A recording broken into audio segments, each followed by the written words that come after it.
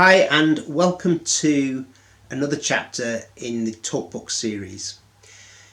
In the last of the series I mentioned that I was going to be talking about Dave Goulson's books, and I am going to do that, but I've decided, because it's very difficult to do them justice in a short video if I did all four together, that I'm going to split them over 4 different videos and run them over a few weeks.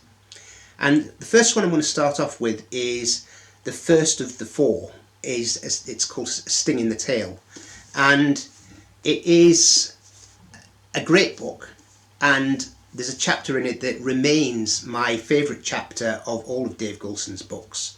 That's not saying that the others are not good, the others are excellent, but that particular chapter just had me gripped as if I was reading a novel. It's brilliant. The book itself it's parts autobiographical. There are sort of elements of his life in here where he talks about growing up in Shropshire, but it's not an autobiography as such.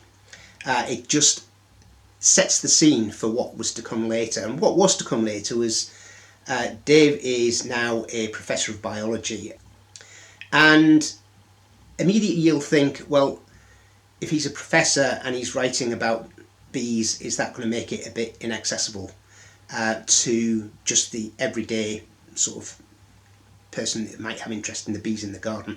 Absolutely isn't. It's very, very accessible book. It's really, really well written. It has lots of elements of humour in it, not least him talking about his efforts at taxidermy. Certainly, worth the read, and certainly I can understand, having read that, how he's ended up studying bumblebees and not becoming a full-time taxidermist. It does have an underlying message about conservation and bees and why they're important, and why they're in trouble and what needs to change in order to protect bees and to make them more sustainable. But it's not preachy, and it's not all about that, and it's not a doom and gloom book. It's far from that. There's a lot of hope in the book, and there's a lot of joy. The joy that Dave himself feels from being with bees is tangible. It comes across extremely well. So that being said, the first chapter actually talks about the short-haired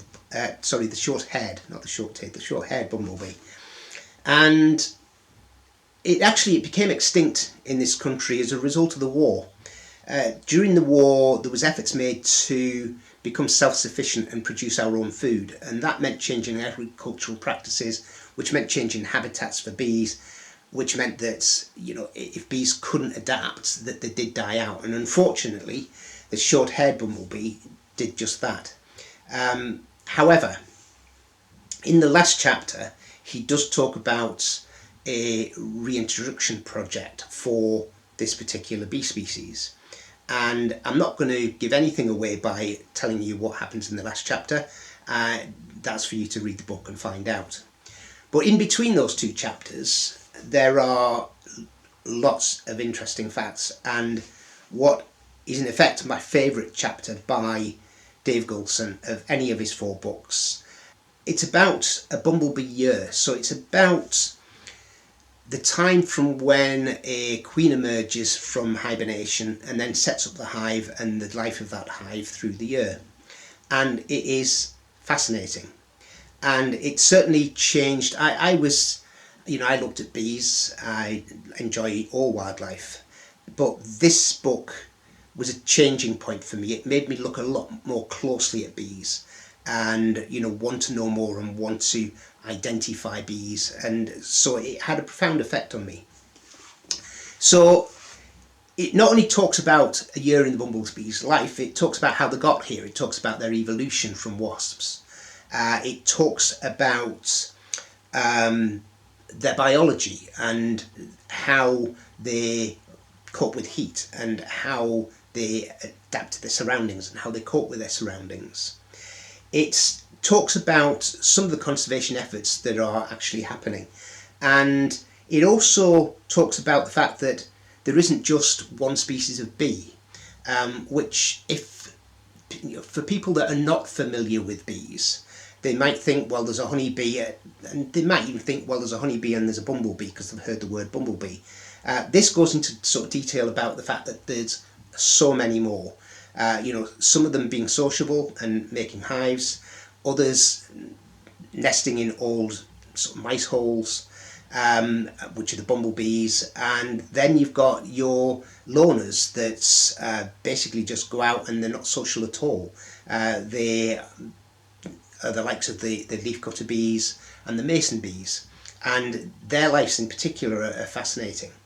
So it gives you that insight into sort of bees, and it also then talks about something that I found a really interesting chapter, and that was about sniffer dogs and how dogs are being used to identify, or dogs can be used to identify where a bumblebee nest is, because as I say, some of them do nest underground and the dogs can find them. So another chapter that's well worth reading. It talks a bit about sort of the predators, so the natural predators that are having an impact on bees. But overall, it just gives you, in one sort of small book, a fantastic insight into bees and their life and how they live it. And I'll guarantee you that if you pick this book up, number one, you'll find it difficult to put it down.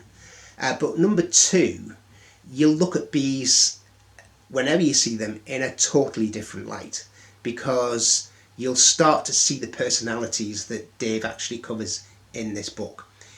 I can really recommend it, as I can with all of Dave's books. So I think once you read this, you'll want to read the other four. So I will do reviews of them going forward so that you can find out a bit more about what they're about. But this is a great sort of starting point if you're going to read something by Dave Goulson. So if a sting in the tail, if you read it and it changes your mind about bees and makes you look at them in that totally different light, then the next book that I'm going to review will certainly change how you look at trees. And that is The Hidden Life of Trees. It's by Peter, and I'm going to say Wohlleben. I don't know how that's pronounced, but Wohlleben. It's a really intriguing book. It's if you thought, well, trees are just things that stand there and you walk past them and nothing much happens, then this book will change that mindset, because this will tell you that trees have feelings, that trees communicate, that they nurture one another, and how they interact with fungi in order for them to survive and to communicate. It's a really great book to read, and I will be reviewing it in the next chapter, so join me then. Bye.